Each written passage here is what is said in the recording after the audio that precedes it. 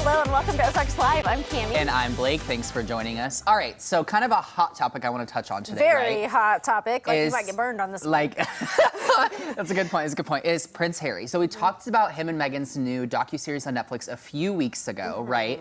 But this week he's facing all kinds of new, I guess, reviews from the public because he just released a brand new memoir like called Spare, like 2 days ago, right? So this is like all over the place. Yeah. So a few nights ago, he did some interviews with Stephen Colbert on the Late Night Show with Stephen Colbert. So we have a brief clip. So let's take a look at this, and then we'll talk a little bit more about it.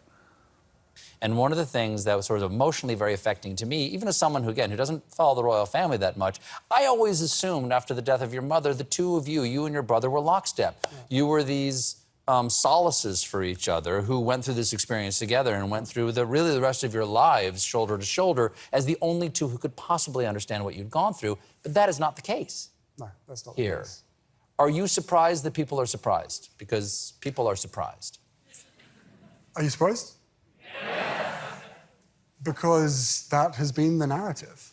I mean, look, there's two parts to this. One is, I think anyone who suffers from trauma, shock, grief, loss, which we all have and all will, that you have got to put on a brave face.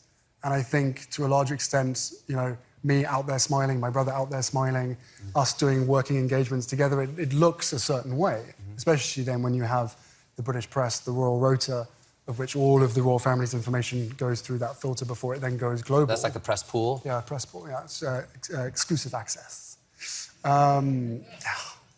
Do you have to say it that way? Legally, do you have to say it that way? I signed a disclaimer before. Exactly. So I can understand why people would think that. But I guess more recently, especially in the last 6 years, it is all the fracture of the relationship between me and my brother has very much been pinned on my wife.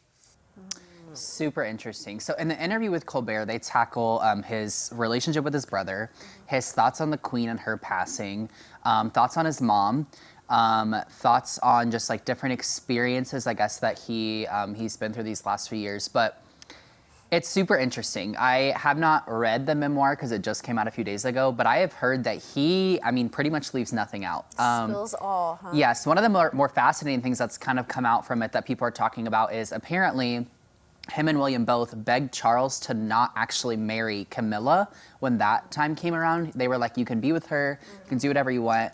We just ask, like, please don't marry her. And then Charles did anyway, obviously. But I don't know, it's just, this whole situation is really fascinating. We were talking about this earlier because I think that, you know, a lot of people, it feels like everyone kind of hates on the royal family for different things, right? And then they're like, we want to know more. Well, now Harry's spilling everything and now people are hating on him. And I'm like, well, I feel like you have to pick a side at this point, like decide which side you're on because it's super confusing. I do know that there's always two sides to everything. Absolutely. And so I'm sure the royal family has, you know, their points, and it's just the way things have always been and the way they continue. That's what the monarchy is that's just how they do it. Sure. So when it comes to their side, to Meghan and Harry's, like, all I know is the kind of trauma that he had as a child. Yeah. That affects you for the rest of your life. And so they're like, I have no blame there. Yeah. Like, whatever that's doing to him, I fully understand, and him not wanting his wife to go through that. For sure. And the last quick point I'll make is that the title of the book speaks to everything you just said, because it's called Spare. And the whole reason is that they had this thing in the royal family where you have an heir and a spare. And Charles had said once Harry was born that his job was done because he had both. And so there's a lot of trauma that's carried with that. So I can very only interesting. imagine. Yes. Yes. So go check out his book if you're interested. All right.